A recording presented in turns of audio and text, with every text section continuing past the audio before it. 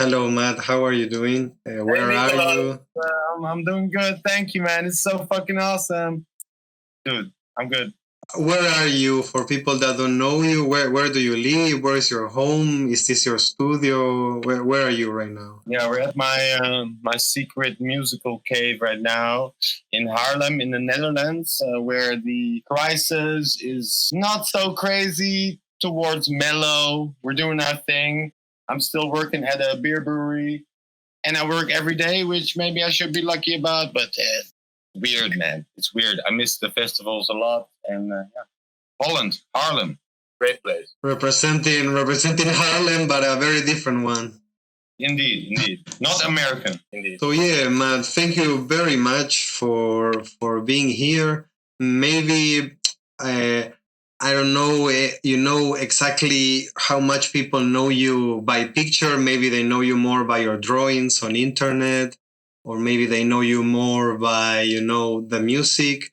So maybe you can share with us a little what is that you do musically, all your projects you have, and maybe some of the art part as well. Yeah, sure. Like, indeed, I do all kinds of creative stuff. I love doing creation, and I've made music for many years, like maybe 15 years, like electronic stuff. And before I was a big metalhead and like was into death metal.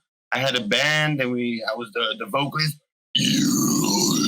And I had some drawing phases then, but later somehow became a bit obsessed with drawing. So I spent many nights learning more dot work and learning an ink brush. And dude, I had some kind of reawakening there that stuck with me for some years. I did some screen printing. I tried to live completely off, maybe some trance gigs by then, maybe some commissions, covers, logo work with my drawing, but it was very specific in style. So yeah, it was also discovering who likes that stuff, discovering how to make money, which I hate. And I'm still doing it a lot, but also working a day job and trying to fit in music as much as I can, because that's my obsession still. So wait, let me break it down a bit. For example, with music, you said you had the metal band.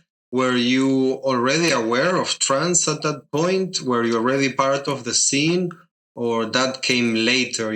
How did you jump from metal, to Whrikk, basically? How was that evolution? That's funny because, for instance, I remember seeing on MTV back in the day some electronic music, and some inspired me a lot and had a big impression on me, like Aphex Twin, Window Licker, and okay, but then I started exploring, like, let's say, I remember putting in the CD of Carmageddon, the PC game, into the music player, and it had Fear Factory on it. Please explain that. You can probably still try this. If you put it in your CD player, it will play Fear Factory without vocals. And I love that. And I remember those guitars and that intensity really attracted me. Then I remember hearing Sepultura, actually a very new album, but I fell in love. Slipknot here and there, like extreme music. And was it Roots from Sepultura?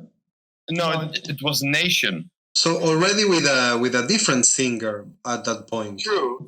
And actually later I started to discover the other Sepultura stuff, the old stuff, and I kind of really like that much more. But it's funny how that album worked for some kind of gateway drug kind of thing. And then I went into Obituary and Vital Remains, Morbid Angel, and I got into really more heavy stuff. And eventually we started the band. I suck at playing instruments, so I was more the vocalist. And actually that got pretty serious. And then you try mushrooms for the first time. It's like, oh my God, I need some trippier guitar solos. And then Judas Priest I started to listen to, and then Infected Mushroom at some point, and I sold out electronic music, and the guys were like, what, Maddie, or what are you listening to? But dude, that had some dark energy, which I really got attracted to. And then via to the Danish scene, the Forest Ranch really got me.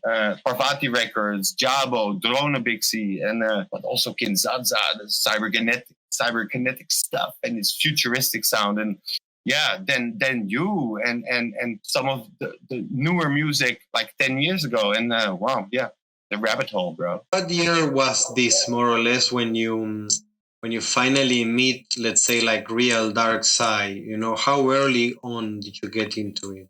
Well, this was like half a year after I started with psychedelic music, maybe, because I remember also we went to go and trip, and then one guy had a little CD which said darkpsy, and it had like also what's the Russian guy? Damn it, classic Russian guy. Oh no, wait, oh damn it, high feelings. Oh my god, what's the track? I forgot, but oh my god, that was the scary CD to put on, and that was the best CD eventually. And this was 10 years ago, 12, 13, no, 15 years ago, bro. How long did it take? I mean, okay, you were doing vocals in your metal band, but when did you get more like acquainted to make music in the computer? Did it start right away? Were you already into it when you were doing the band? Were you recording it and using computers at all? Or that came later? Yeah, I guess I wasn't so much into recording and like software and how to do music arrangement until then. I started to write lyrics, really gory lyrics. And then, then the psychedelic thing came up. I downloaded Fruity and made the most disgustingly horrible, cheesy trash. I would call it fruity music because the sequencer really invited you to do certain things. And yeah, I love that. Then, I mean, how did it get more serious for you? I mean, like, so you discover this music and then you start to fuck around with Fruity Loops. But did you meet all the new darkpsy also right away? And were the first tracks after, okay, like, of course, the first one, no. But was it already your intention to be darker, or you were just trying around and you didn't know what style? Well, I think through parties, because I remember going to my first party, taking acid for the first time, and being drawn to the dark floor at this like big hall in Amsterdam when squatting was legal. And oh my god, this dark music, it's very testing me, but somehow the energy is really intriguing and mystical and beautiful. And then I discovered slowly also Trishula Records, going to small parties in Holland. And they released like some of the early Mubali stuff and the Ranjo Pro. Actually, it released our first album. Yeah, for me, very important label as well. Dude, very important, absolutely. And that got me, oh my god, I gotta learn how to make that. So I made all kinds of stuff which sucked, but yeah, it was just fun to make. I didn't care about quality then. Then I remember going into also the more Parvati stuff, which had like the delicate sounds. And oh my god, I needed to train my own sounds. And I remember I wanted to really make a demo for Sanaton Records. And I'll tell you one story where I went to Forgotten Ritual Festival in Switzerland. Oh, you were there? You were there in 2007, I think it was. At the first edition, yeah. And it was also Tchaikovsky playing, Osom playing, Kinzaza, but the Ranjo playing. And my buddy and I, we were like there as fans, and we couldn't even roll a joint because it was just so trippy. We took some acid, and I brought a demo to give them. But after their set, I thought, no, I have to improve it. And that's when I got really like more, I had to learn how to make better sound, yada yada. So I got more technical, blah blah blah. Yeah, obsessed, bro. When was the first official release of like Whrikk? Maybe you can tell us what is Whrikk. I mean, it's a curious name, and I don't know how deep is the meaning, or maybe not. Tell us a little when Whrikk was born and what was like the first release. I think maybe I thought of the name Whrikk at a party in Belgium. We went to go see Kinzaza, and this was like classic Kinzaza times. And I remember he had sounds which were like almost like a digital crunch, but it felt like almost like a tree or like wood, and a Whrikk, like a crunching sound. And in Holland, we have a word for, like in Holland, Whrikk means to forcefully rub something. Wrikken. Like if something is stuck, you wrick it loose. And that makes kind of like... So it's like a onomatopoeic sound, basically. Like when maybe also like a leather, crunching wooden sound. And that's where Whrikk comes from. And I added some extra letters to it. Also, I know that you are a very big lover of music in general. And I mean, this is quite obvious. No, a lot of your posts, of course, you share your art, but many times I've seen, I don't know what a big devotion you have to people like FX Twin, for example, to say the most obvious. Maybe you can tell us a little more of the other influence you brought inside your music that are not trance. Well, I'm a big jazz fan. I like a lot of Herbie Hancock, Miles Davis. Like also we tried also with some friends to do some like experimental jam band. Because for instance, free jazz, where the concept is that a musician in a setup of multiple musicians does its own thing rhythmically or musically, and the rest as well. But you almost find maybe energy popping over to musician to the other, and maybe something will exist from that. And I don't know, I really like that. And but yeah, also funky music, let's say Herbie Hancock or the Headhunters, like super tight bass and drums. And so that's a big influence also to put into our very programmed digital music, because there was a lot of, like, for instance, I was very into the early high Cosmo music, which is very digital and cyber and futuristic. But yeah, I thought like, oh, you can put also some kind of, let's say, organic or biological feel in that, because let's say Herbie Hancock, which is almost mathematically tight and funky, has so much soul and organic feeling that, I don't know, I missed that a bit in Psytrance. I thought let's try to get that in there. Yeah, damn, Mo. What are you listening lately now at home? I'm very into IDM, like let's say acid IDM, for instance, EOD. Maybe artists like Rolando Simmons, who do very analog sounding. Analog, I mean classic Roland synth sound analog jam music, but with 808s, 909s, but with a certain psychedelic quality to the care of the sound. Like some of these artists, even though it sounds simple, you feel there's an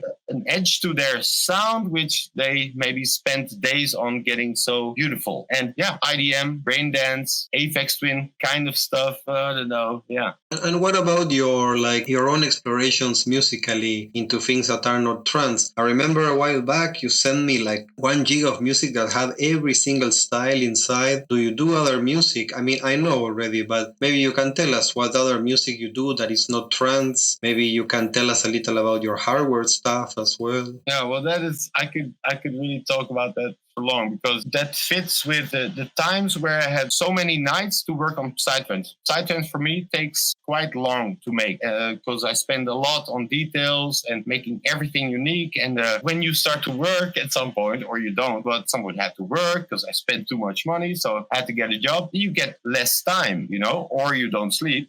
And so last few years, I'm using more short time to make tracks. But yeah, it's not trance, because I almost don't want to start new trance, because then it will never get finished. So I make these more breaky short tracks, and that's why the last 4 years I'm more making live jams, let's say. And how to make from a live jam a track. What do you have there going on in your studio? What is some of your setup that you use to make the jam? I love my old JX8P. Let's see if you can see it right here. It's an old Roland synth, but I jam a lot with my Digitech, which is a sampler, Digitone, which great FM synth, my old machine drum, got a Virus C here. Love it. Great. And there's many synth in storage. I have too little space, and actually today a new synth was gonna arrive, but it didn't. Another long story, but so you also have modular. I see it. Do you have some Eurorack there on the back too?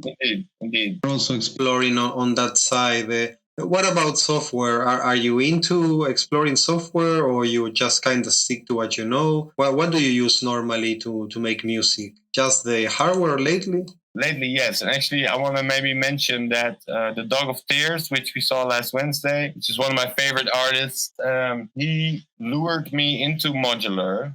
But I know the temptation of going too deep into there. So I said to myself, I will never get too much modular. So I feel like my little rack is like modestly small, and that's good for now. But like the Dog, like he can really handle all the equipment he has. And I feel like you should be. If you have gear, you have to use it all. So also I use very shitty synths to record into my Fruity Loops. I'm a Fruity Loops guy for years. It used to be really crappy, but I think by now it can match the sound quality of the rest of the software. Fruity Loops, and actually the tracks I used to make.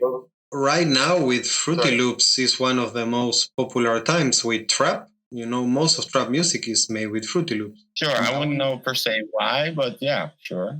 I think because it's so easy, the sequencer, man. And, people that didn't give a fuck, and maybe like real fucking lean heads from Atlanta that didn't know how to use computers, they could figure out Fruity Loops. It has some really good native synths that are worth using as well. Absolutely. I use a lot of the native effects because they're also very light in memory, and they're just very direct. Like some plugins cause for latency, and I like to use its little super heavy stuff because also when you use live gear, then if you put the sound of a machine into your computer, you have to deal more with latency. And yeah, if you use then heavy effects, oh my God, it becomes a horrible story of dealing with that. But I'm a super nerd with, I can put maybe the beat a bit forward so that if you start it and the synth maybe will start a bit later, then still everything will be on point. But yeah, latency is a thing. I mean, for sure, it's very interesting just to move around one rhythmic pattern just a little bit to the right or the left can cause a major change in a track. And okay, getting into the philosophical thing, do you believe, I mean, some people I have heard that they would kind of categorize you in forest, but I know that you also make some tracks that go beyond the BPM of normal forest. So what do you think about that with your music? Would you put yourself in any definition? Do you believe in those genres, or you don't give a fuck when you make music? Kind of both. I really don't want to give fuck, but I'm a genre purist as well. But in terms of tempo, I feel like you can make very fast music, but have a very slow, let's say, flow in the track. And when something is very on every step of a track, very jittery and frantic, I can like that, but I love more a slow flow. And with a beat tempo behind that, it can be still very fast. Yeah, I love experimenting with different tempos in the same vibe, if you know what I mean. And yeah, for me, tempo shouldn't mean too much. And I know many people are like they really need a certain tempo, or that defines a genre for them. But I believe I can make forest on 200 BPM, let's say. I would say that you are one of the persons that break down my analysis, because there could be a very big argument to say like, no, forest cannot be faster. But when I hear your tracks, I'm in trouble because it still sounds like forest to me, even though if it might be a little faster. So I don't know, maybe you are the guy that could say that no, forest could also go a little higher, on the BPM axis without stop being foresty. Right, because also in slower tempos, I really like cyber, futuristic, electronic, robotic sounds as well. Like it shouldn't all be tree cracking sounds or birds, but I like both. And that's where also the psychedelic realm, for instance, a bird almost sounds like a sample and hold LFO on the pitch. Wow, can be in both. It's psychedelic. I'm very picky about it. Has to be really psychedelic. I think it's fascinating, this of synths in general, how they can become something else. Like you say, a sample and hold can become a bird. Some crazy, weird modulating sawtooth can sound like a horn or a violin. And I think all this becoming and transforming of sounds in forest music is very important. Totally, I love it. And I'm in love with also what synths can make. Like I'm collecting vinyl like the last few years, and I'm very into analog sound, but I love digital sound with its limitations and resolutions. And putting a digital sound for some people is very sterile and clean, and putting that through a cassette tape or an effect can be creating artifacts which sound like leaps or psychedelic stuff, bro. It's kind of interesting that there are certain frequencies and certain things that define more or less what makes you feel that something is psychedelic. But it's true that at the same time, God knows what is everyone perceiving, no? So funny to do something that is so subjective and at the same time try to be objective about it.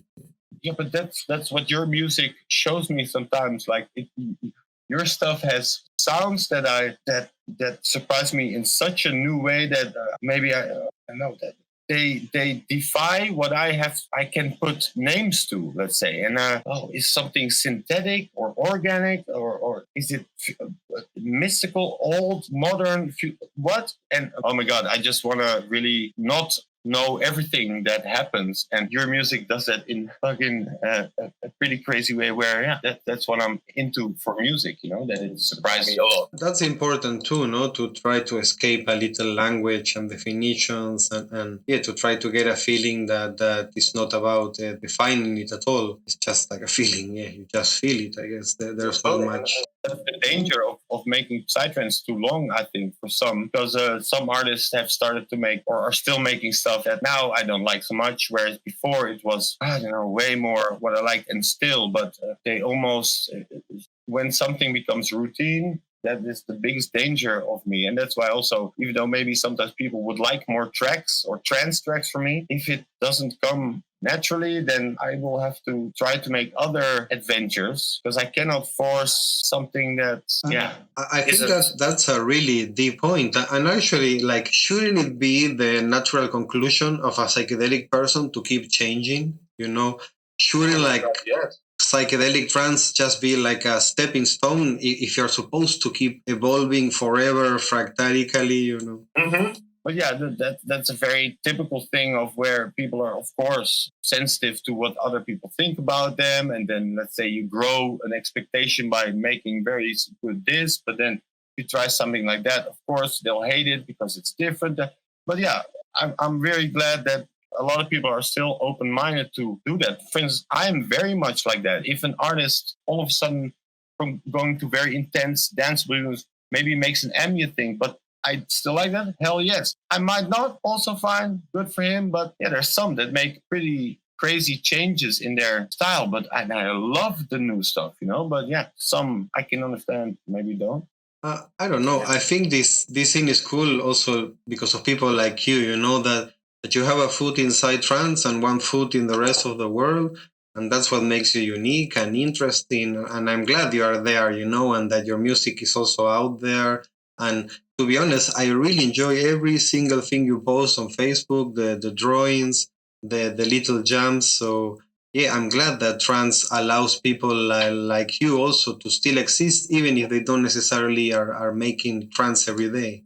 Wicked, and to be honest, I'm almost maybe that's a good thing to say here, because I almost want to maybe admit that at some point. For the last 5 years, I've just been working too much, very little trance, but some. And actually, the last year, I've been making quite a lot of new stuff. And I just really want to keep very secret and blow it out when it's all ready. But I feel like there's a lot of new stuff coming. That's something I feel, more classically natural about, yada, yada, instead of like, it just... yeah, man. Didn't fit before. I don't know if anyone realizes what the time consuming is to make a really good trance track. It's mental, to be honest. Like, it's nothing compared to any other style. The amount of work, sounds, layers. Fucking arrangement, yeah. But I also love exploring the live jam side of things, and I think we can get to a point where we can actually live jam together, like almost jazz musicians. Dog of Tears, for instance, he can do full live sets with his machines, and I'm getting there slowly. And you have a few guys on stage making other sounds, whereas one guy focuses on the beat. Dude, we got to do that. Boom. My personal fantasy is that they finally develop a MIDI clock that works over the internet, and we could finally jam together live, you know, like online. Okay, well, we can try that. You know, that there's finally like real jams. Imagine at least like two Abletons that are connected through internet. That should be possible, you know, at least to be on the same tempo. Absolutely, sure. Yeah, wow, but that's like a weird, like, especially that, but like, I'm a latency nerd, and you learn to hear slight differences. Bro, imagine the latency problems you could have, you know, exploring this. It will be horrible for sure. What about today, Matt? What are you going to play for us? I'm thinking some breaky stuff at first, if you guys feel like it, boom, boom, boom, but go quite intense maybe. I've gathered some of my more intense tracks. Also, some are pretty short. I'm going to try and mix it together a bit. Then, I'll go towards a bit heavier maybe, and then techno-y, trancey. But yeah, all on the darker, weirder side. You gonna play anything you have made, or it's purely a DJ set? A lot. I think I will play a lot of the new like breaky jams, because I'm mostly making these very experimental breaky tracks with the hardware, and I'll play a bunch of those, but then DJ some stuff in there, and then a more trance of mine. I got some new trance maybe I can show, and boom. Cool, man. Yeah, just do your thing, Matt. I'm super happy to have you. And if you want, I'm gonna let you go here from Discord. You can say goodbye to everyone and then slowly get ready for your set. Cool. Yeah.